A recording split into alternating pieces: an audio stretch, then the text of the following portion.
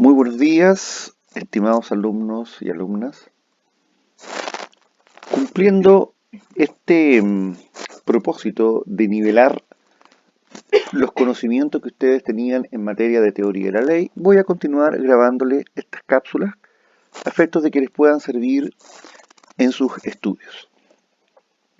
Nosotros habíamos dejado en la clase anterior la distinción entre normas de orden público y normas de orden privado.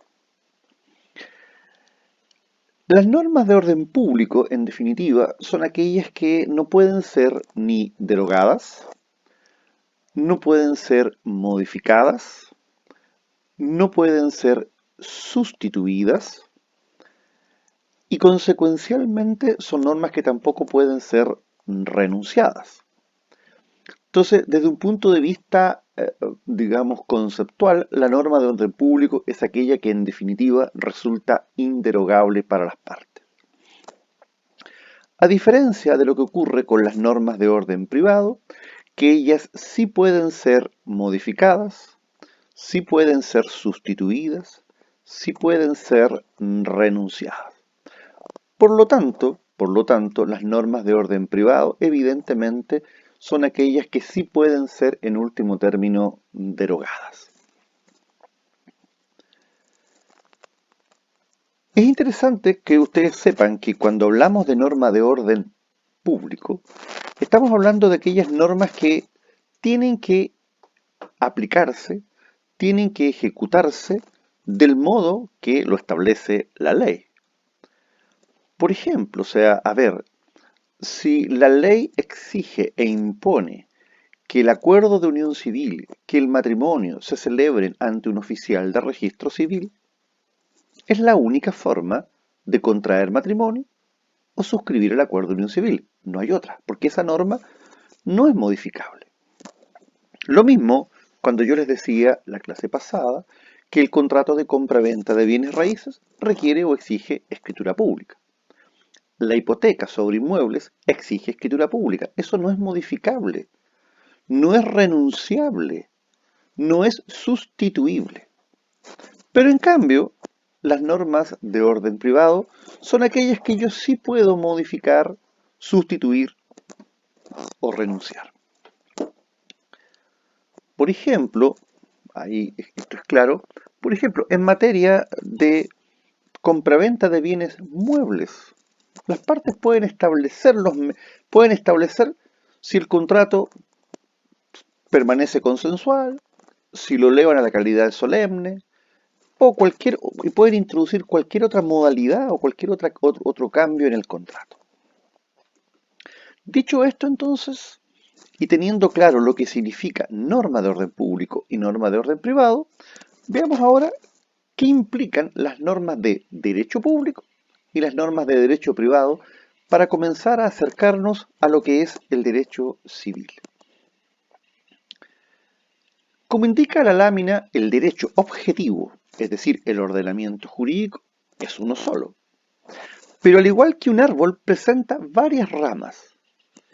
Y dentro de las ramas del derecho está el derecho nacional, el derecho internacional y está el derecho público y el derecho privado. Entonces, ¿cómo vamos ahora a distinguir una norma de derecho público de una norma de derecho privado? Esta distinción se hace tomando en cuenta en forma copulativa tres factores. Es decir, estos factores nos marcan si estamos en el ámbito del derecho público o en el ámbito del derecho privado.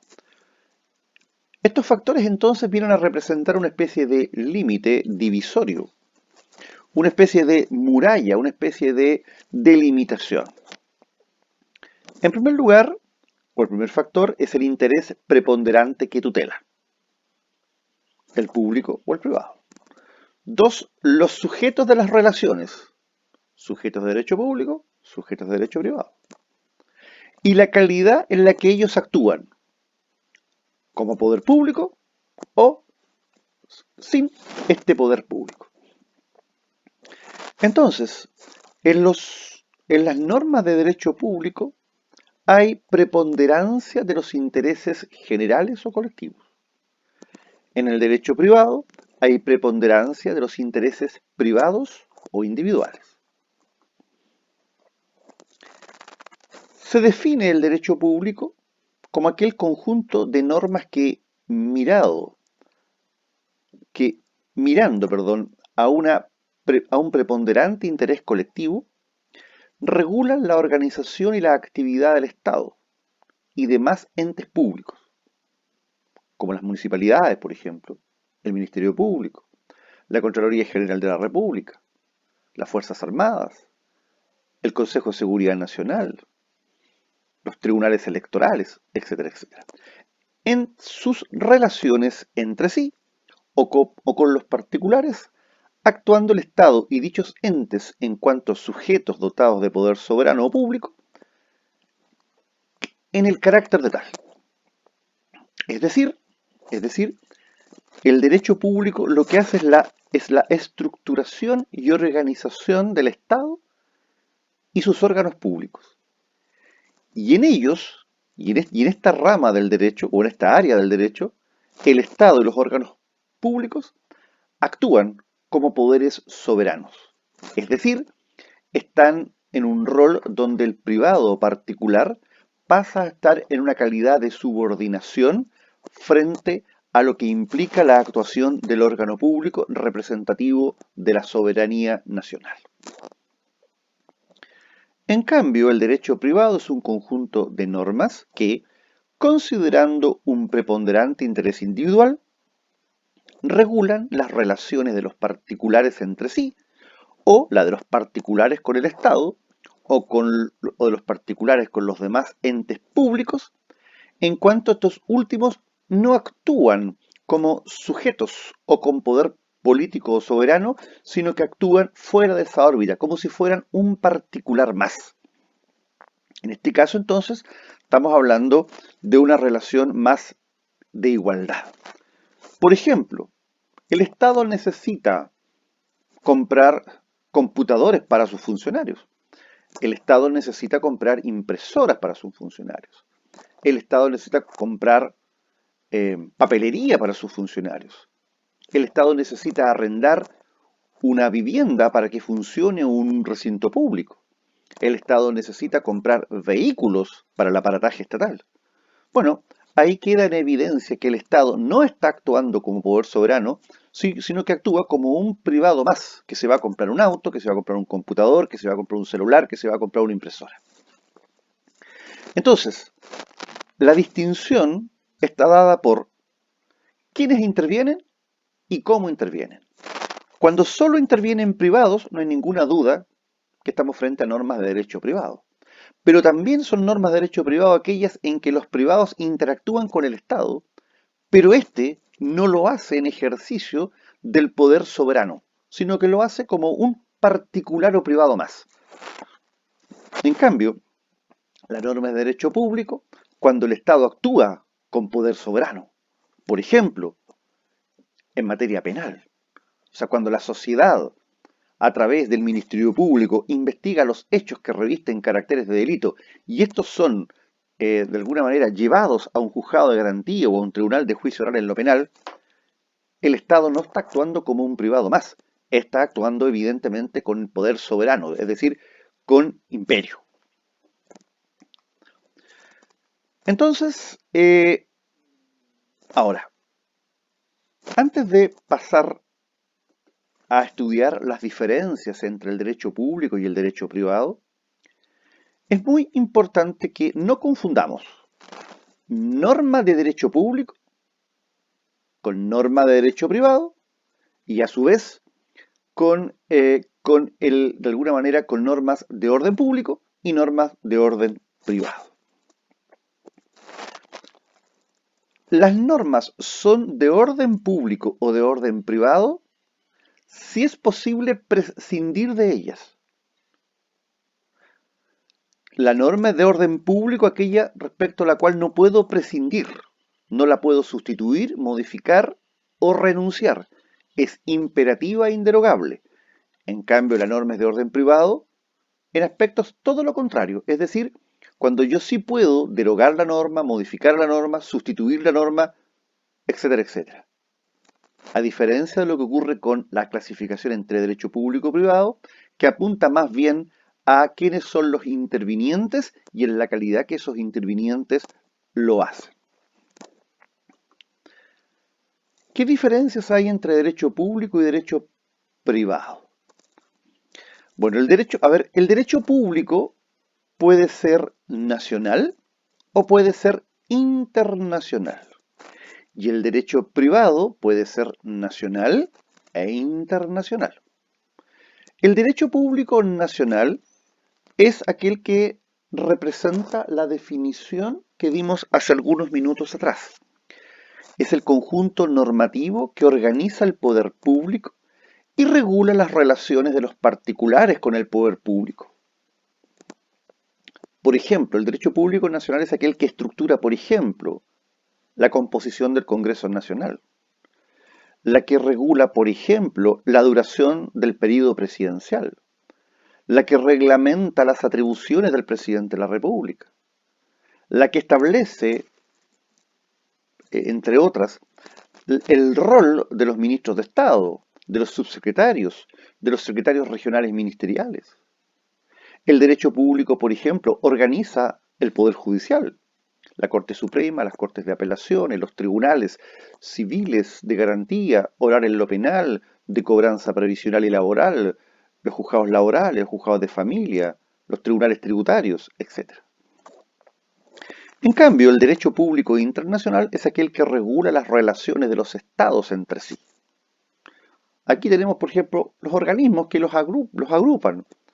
La Organización de Estados Americanos, la Organización de las Naciones Unidas. En cambio, el derecho privado nacional es aquel que rige dentro de un Estado las relaciones entre los particulares, ya sea entre sí o bien con el Estado cuando éste no actúa como poder público. Ahora, las principales ramas del derecho privado son, entre otras, el derecho civil y el derecho comercial. Y finalmente está el derecho privado internacional.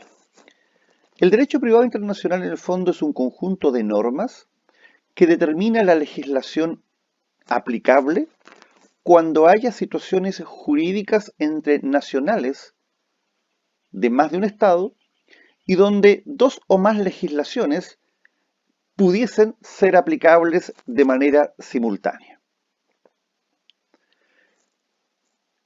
En nuestro país, el Código Civil contempla entre los artículos 14 a 18 algunas normas sobre derecho internacional privado. Ahora, cuando esas normas no nos permiten solucionar qué ley va a ser la aplicable, si la ley chilena o la ley extranjera, por ejemplo, bueno, se hace necesario entonces invocar el Código de Derecho Internacional Privado, conocido como Código de Bustamante, que se publicó en el Diario Oficial el 14 de mayo de 1934. Es interesante recalcar de este código lo siguiente, que Chile cuando lo suscribe, cuando lo aprueba, lo hace con una reserva. ¿Y cuál es la reserva? Que ante el derecho chileno y con relación a los conflictos que se produzcan entre la ley chilena y alguna ley extranjera, los preceptos de la legislación chilena actual o futura prevalecerán sobre los de dicho código en caso de desacuerdo entre una y otros. Es decir, en los conflictos de aplicación de la ley en el espacio, es decir, si vamos a aplicar ley nacional o ley extranjera, en términos prioritarios, si hay conflicto entre lo que consigna el Código de Derecho Internacional Privado y nuestra legislación interna, prevalecerá, de acuerdo a esta reserva, la legislación interna. Dicho esto, entonces, ya es el minuto en el cual nosotros nos aboquemos a definir lo que es el derecho civil y a ubicar al derecho civil digamos, como un área, como una rama de este derecho. A ver, el ordenamiento jurídico, ya dijimos, es uno solo, pero tiene más de una vertiente. Y una vertiente del derecho del ordenamiento jurídico es la vertiente que distingue entre derecho público y derecho privado. Ya tenemos claro que el derecho civil forma parte del derecho privado. Pero ahora busquemos una definición de derecho civil. Examinando los textos que sobre la materia hay, me quedo con una definición del profesor Hernán Corral Talchiani, que dice que el derecho civil tiene por objeto a la persona en sus relaciones más generales y cotidianas. Regula a la persona en sus aspectos más vitales y comunes, la vida, la familia, sus pertenencias, sus contratos y obligaciones, su muerte y la transmisión de su patrimonio a sus herederos. Es decir, desde ya nosotros tenemos que tener claridad que el derecho civil, en definitiva, incide en las personas desde antes de su nacimiento, porque la ley protege la vida del que está por nacer, y porque los derechos eventuales del no nacido se defieren hasta el momento que la persona nazca, sino que además el derecho civil interviene en las relaciones que se producen al fallecimiento de una persona. Por lo tanto, el derecho civil está presente en toda la dinámica del ser humano. Sus relaciones de familia, sus pertenencias o bienes, sus relaciones obligacionales y contractuales, y finalmente su muerte. Por lo tanto, el derecho civil tiene un carácter consecuencial de común y general. ¿Por qué? Porque de alguna manera actúa, interviene en todos los aspectos más cotidianos de los seres humanos. No debemos olvidar, sí, y esto también es interesante que lo recordemos, que la palabra civil deriva del latín civilis, y esta a su vez de civis, y que en definitiva es la ciudadanía o el ciudadano. Por lo tanto, el derecho civil no es más que el estudio del derecho asociado al ciudadano, a la persona, en sus diversos contenidos, aspectos, realidades y vivencias. Por eso entonces que el derecho civil contiene normas sobre la personalidad. Por ejemplo, la capacidad de las personas, la capacidad de goce, la capacidad de ejercicio. Contiene normas sobre derecho de familia, matrimonio, filiación, bienes familiares, tutelas, curatelas, regímenes matrimoniales, etc. 3. Normas sobre patrimonio, es decir, obligaciones, contratos, compraventa, permuta, promesa, fianza, hipoteca, depósito, comodato, transacción, sociedad, etc. Y dentro de las normas sobre patrimonio también está lo relativo a los derechos reales, es decir, aquellos derechos que se tienen con independencia de otra persona, como ocurre, por ejemplo, con el derecho real de dominio y sus atributos de uso, goce y disposición. Y también está lo relativo a la sucesión por causa de muerte. Fallece una persona, puede fallecer con testamento, sin testamento, y la ley reglamenta los requisitos de los testamentos, reglamenta quiénes van a suceder, establece los herederos forzosos, etcétera, etcétera, etcétera. ¿Qué caracteres presenta el derecho civil? El derecho civil presenta como primer carácter lo siguiente. Uno, es un derecho general. ¿Qué implica que el derecho civil sea general? Porque gobierna las relaciones jurídicas más comunes, más cotidianas, más ordinarias de las personas, con prescindencia de cualquier otra circunstancia. Es decir, con independencia si soy nacional o extranjero, con prescindencia si soy abogado o soy profesor, con prescindencia si la persona es hombre o si es mujer, con prescindencia si soy una persona con recursos o una persona con menos recursos, si soy un hombre o si soy una mujer. Es decir, desde ese punto de vista, el derecho civil presenta este carácter de general. Además, el derecho civil es un derecho común, porque todas las relaciones jurídicas privadas de los hombres y mujeres que no estén disciplinadas por otra rama especial o autónoma del derecho, caen bajo el imperio del derecho civil. Y en tercer lugar, es un derecho supletorio, porque sus principios, sus códigos, sus normas generales van a suplir los vacíos o lagunas que las ramas especiales del derecho privado tengan.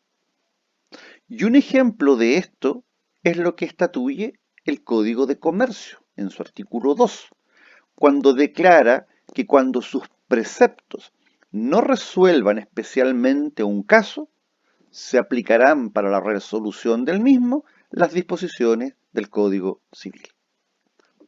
Concluimos esta cápsula. Muchas gracias.